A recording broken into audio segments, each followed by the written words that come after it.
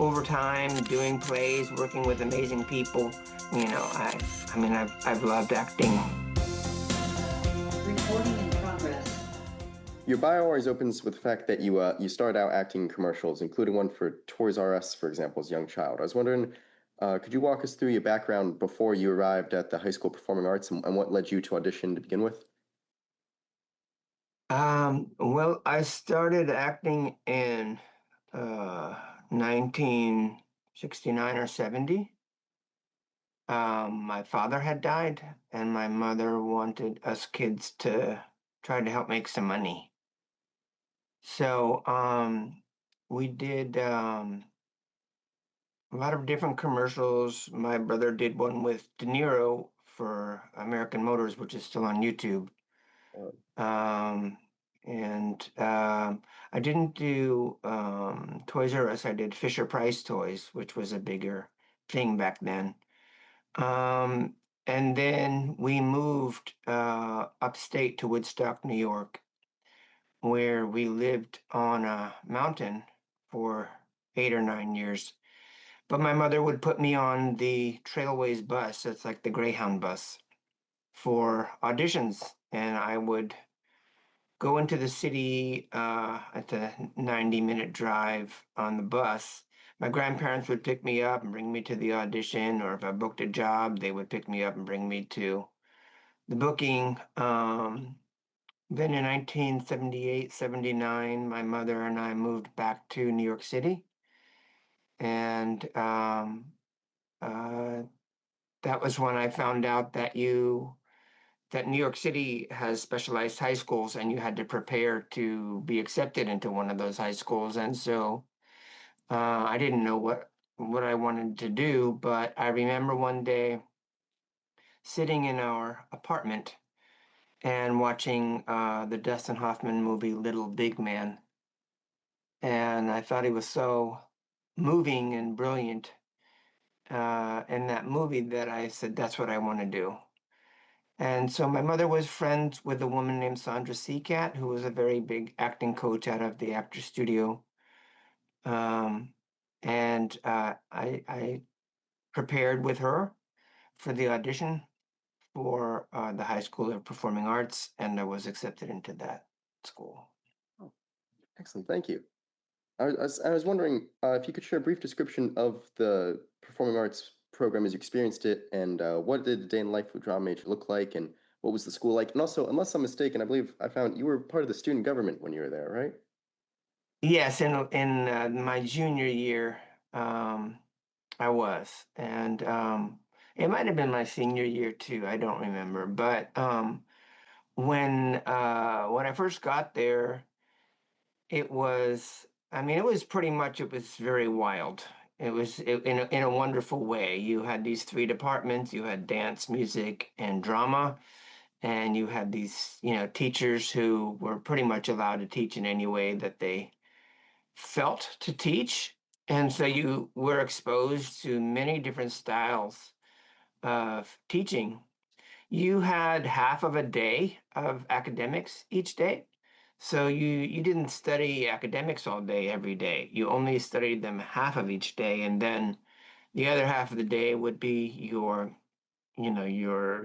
drama or dance or music. Um, it was highly, highly creative environment, very spontaneous, very free, very liberated. And we were really encouraged to be artists. Sometimes they were strict with us, sometimes not, but we bonded as a family. When you were there, the movie Fame was released while you were attending the school. When we got there as freshmen, they announced that they were going to be marching us into Times Square into the movie theater to watch a screening of this movie that had just been filmed mostly at that school. So it was much larger than life, it was Alan Parker. It was an incredible film. And we were seeing there something that was communicating to us just how creative and free and sometimes full of conflict and problems, and just like anywhere else. But this school was very special, and once it moved uptown and merged with music and art, it just became a different thing. But when we were on 46th Street, we were really half a block from Times Square. We were really in the middle of it. We had theaters all around us. I remember as a freshman, I was given an assignment. We were all given the assignment to make contact with someone who is on Broadway and do an interview with them. And at the time, The Elephant Man was on Broadway, and I went backstage and asked if I could do an interview with Philip Anglem, who was a wonderful actor who was playing the role at that time. And Philip Anglem said I could do it. And so I did an interview with Philip Anglem before he went out and did, The Elephant Man that night. It was very incredible, very heady, just to realize that creativity is a key. It can be a key for not only to get into places, but for yourself to discover who you are and express who you are and explore who you are and share who you are. That's well, I hadn't even considered the location change, how that would affect it. That's Yeah, big time. It was a very, very big difference. And so you never had indifference. You always had people who were really hungry to connect, and that played a great role in what happened there. excellent. And after LaGuardia, after PA, you started at NYU, but you left before graduating and found your way to the Actors Studio. I was wondering, could you talk a bit about life after graduation and how you ended up choosing the path you chose? Well, while I was going to performing arts, you were not supposed to work professionally, but I had already been working professionally, and we used my work as income. So I continued to work professionally, and I got in trouble with the administration a number of times. Even right before graduating, they said they weren't going to graduate me because I had worked so much. So I was working a lot, and I was also training a lot with different coaches like Susan Batson. I was working a lot with her for those 4 years outside of class. And so um, that's she was another actor studio teacher, and we happened to live, my mother and I, in Manhattan Plaza, which was 1 block from the actor studio. My mother was an actress and always had actors coming over who were about to do their audition for the actor studio or had just done their audition for the actor studio. So this was very much a part of my life during those 4 years. Um, when I graduated, I did get into a number of good colleges. I was accepted into NYU, but I wasn't going to go to Tisch. I was going to major in English, and I had thought maybe I'd be an English teacher. Um, I became Two things happened. One thing was when I started attending classes, I was instantly very bored. I just thought it was the most boring setting for me. I needed more stimulation than that. But I also got offered a movie that was shooting in London, a bad horror film, but it was a director who had once worked with Brando, and I was going to be flown over there and given a place to stay in London, and so I I took that option. I went to London and spent a few months there. I came back and started doing theater. Worked at the Public with Joe Papp and worked at the Ensemble Studio Theater, and I just kept working. So I didn't go back to. I spent very little time at NYU, and I just never went back. What led to the thought of being an English teacher?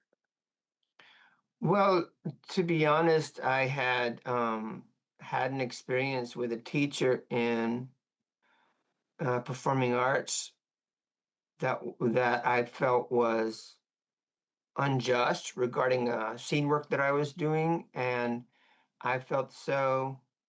I had big feelings. I'm an actor, so I had big feelings, and I felt like, forget it, I'm not going to do this. I'll do something else. And so it was really a big reaction to, to what had happened. But over time, doing plays, working with amazing people, I mean, I've loved acting a great deal. Looks like you proved the teacher wrong there. Yeah. And but speaking of being a teacher, today you're a drama teacher instead of the student. I was wondering what are your if you could share your observations. What stayed the same? What's changed regarding the way you studied acting versus the way you teach acting? How have young drama students changed over the years? Have they changed at all? I think a lot of big changes have happened because society has changed a great deal. And that's something, on the one hand, that I think the artist has to be prepared for. It's not going to be, society is not going to maintain some kind of stasis. It's not going to be just stuck in one thing. But it does break my heart a little bit because back in the day, you just had so many actors hungry to act.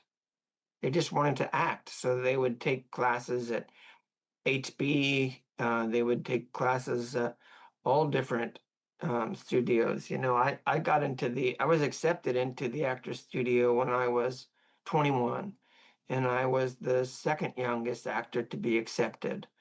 And, I had auditioned for them when I was 16, though I hadn't been accepted. I just wanted the art form. I really loved the art form. And I promised myself I would never go out to Los Angeles, although, of course, I did end up making money in Los Angeles. But today, you do have you do have actors who are looking for the art form. You do have actors who are hungry for it, who want to find how to bring that to the context of the industry. So you do have that. And those are the people that I tend to work with. Those are the people that I really try to support and give clues to and the keys to, so to help them, because it's totally doable. It's very hard to, I think, approach this industry if you just want to win an Academy Award or win awards or have be famous.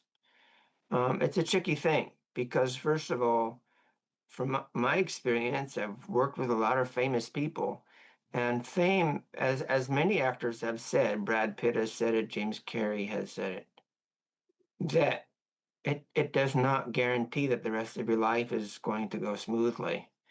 You still are going to have to deal with life, as they say, life on life's terms. So fame does not fix everything. And fame doesn't fill all those holes. And having bodyguards and an entourage and all of those things can actually become unhealthy because you avoid yourself. You only have yes people around you, then you never have to really deal with yourself.